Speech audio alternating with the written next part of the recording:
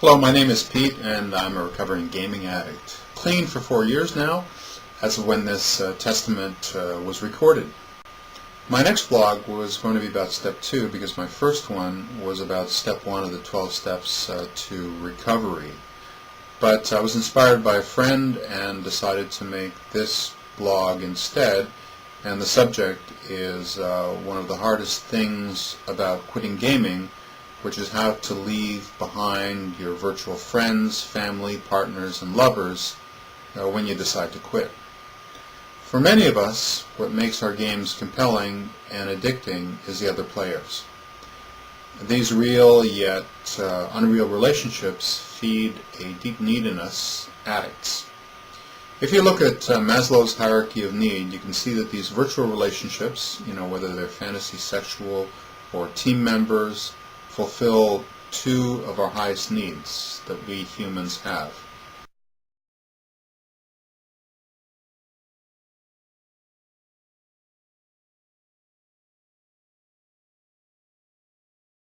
One is esteem, and the second is love or belonging. It is small wonder that those other characteristics which we require to be fully functioning adults, which you see on the hierarchy, which is morality, creativity, problem solving, and acceptance of facts,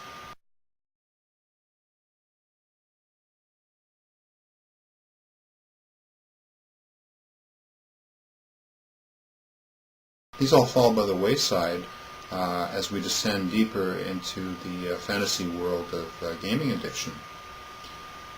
I was inspired by a fellow recovering addict who made me think about how hard it is for us not just to stop the game, but also to leave our in-game friends for good.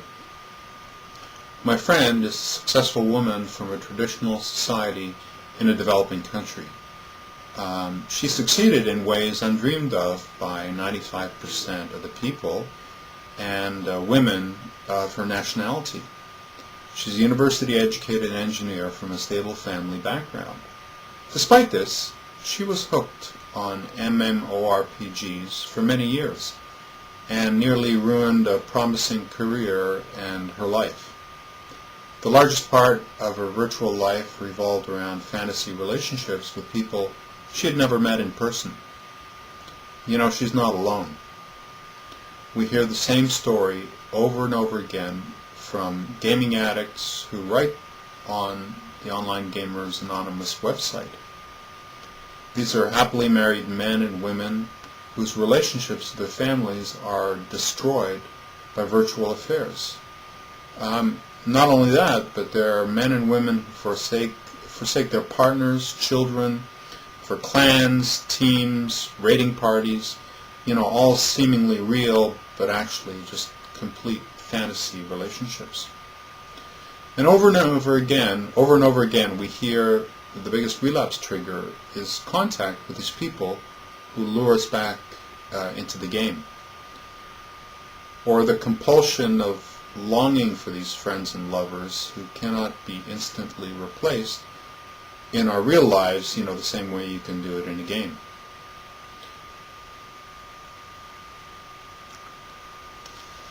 I'll share my own story. I was for years addicted to a game that focused on role-playing, at least for the last full year of my gaming. I realized I was addicted and that what I was doing was wrong on many levels, and I tried my best to stop. At least 3 times I deleted my character and said to myself, I will never game again. Twice I lasted a week, and one time a whole month. I distinctly remember having curiosity, actually more like a compulsive longing to know what my friends were doing, and this sucked me back into the game. Did they miss me? Had they found a replacement? And what new adventures and roles had they gotten involved in? One way to look at these relapses is as a failure. And that's certainly how I saw them each time that I started gaming again. And I had all the attendant self-punishment, guilt, low self-esteem. I was good at beating myself up. Today, with the benefit of hindsight and a few years of recovery, I can understand that I needed to fail to better understand how not to quit.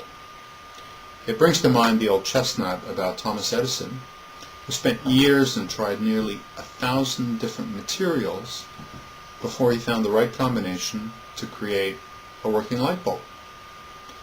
When he was asked by reporters how he was able to go on despite failure, he said, "I did not fail. I learned 1,000 different ways on not to build a light bulb." Eventually, I understood just that deleting my character in the game was not enough to recover.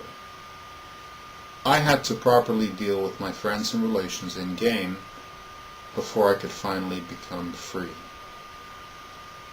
At that time, I was not a religious person, but I was really desperate. I knew I had to abdicate responsibility for my in-game friends in order to get them out of my mind.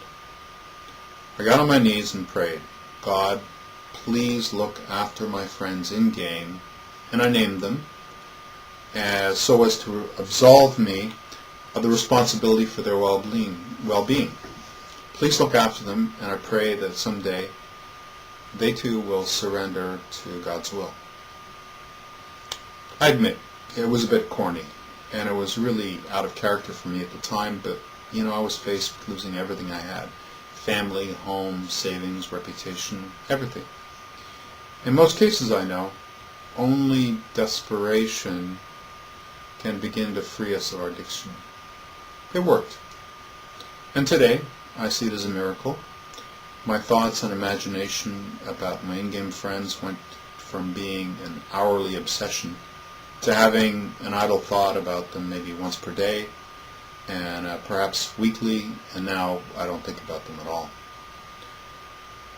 But all was not a bed of roses. To quit, I had to deal with the physical withdrawal symptoms, and had for a while to substitute other audio-visual stimulation like TV and movies for my gaming. I was a vegetable for at least 2 weeks. I also had to deal with the consequences of my addiction on my own life and on the life of my family.